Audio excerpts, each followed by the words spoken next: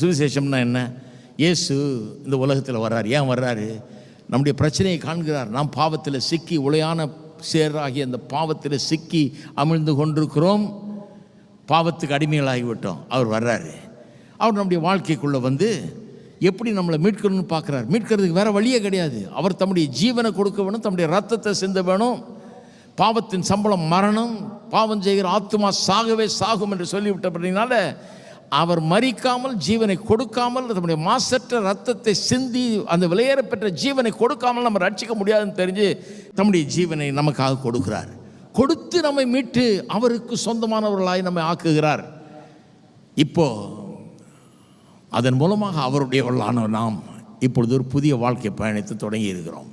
என்ன ஜேர்னி இது? என்ன விதமான பயணம்? எதை நோக்கி போய்கொண்டிருக்கிறோம்? ஒரு பூரணமான மாசற்ற பிழையற்ற கரைதிரை இல்லாத அப்படிப்பட்ட ஒரு நிலைக்கு, பூரண நிலைக்கு, மகிமையான ஒரு வாழ்க்கைக்கு ஒரு நாள் அவருக்கு முன்பாக அப்படிப்பட்ட ஒரு மனவாட்டியை நாம் நிறுத்தப்பட போகிறோம்.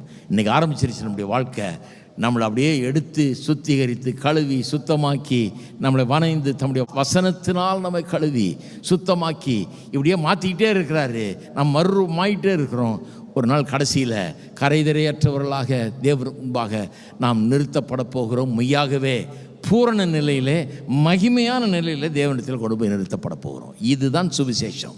இது அப்படியே பிளே அவுட் ஆகிறது திருமணத்தில். இது அப்படியே. அப்போ திருமணம்னா என்ன? திருமணத்தின் நோக்கம் என்ன?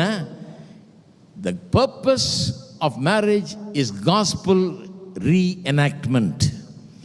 gospel reenactment என்ன? ரீஎனாக்ட்மெண்ட் ஆங்கில வார்த்தையின் அர்த்தம் என்னன்னா, முன்னே நடந்த ஏதோ ஒரு காரியத்தை, முன்னே செய்யப்பட்ட சில செயல்களை அப்படியே திரும்பவும் செய்கிறது.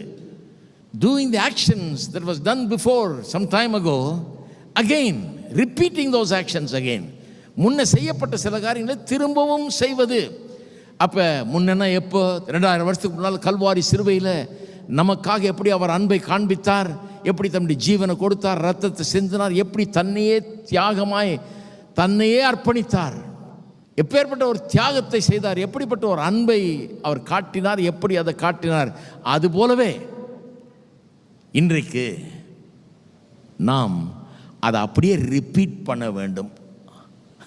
அதுதான் திருமணத்தின் நோக்கம்.